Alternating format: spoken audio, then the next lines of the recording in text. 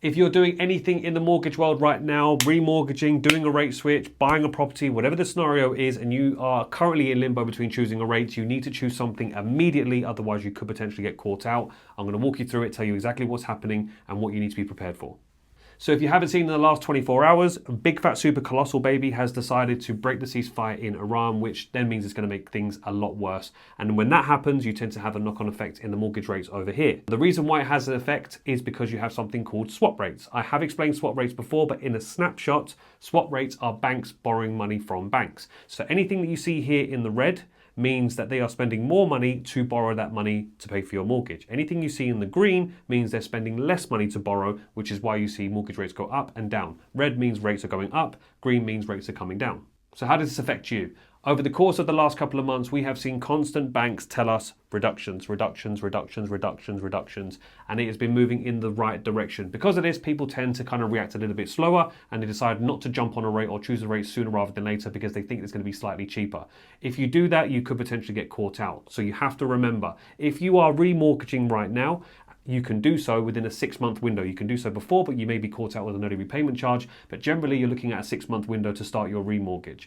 If your rate is due up at the end of December this year, you should be putting in a mortgage application with a different bank right now. What this does is it gives you a precautionary setup. It means that you can choose a cheaper rate with a bank as they currently are right now, which is pretty good. If you then choose that rate and the mortgage rates were to go up, you would not be affected. You would have this safe option over here. What you then do is wait until you are within 3 months of your rate expiring with your current lender. So in this example, it'd be September. You then see what your bank is offering you in September. If it's cheaper, similar to what we have elsewhere, then we knock the other application on the head and we carry on with your bank in the same sort of way and secure the rate with them.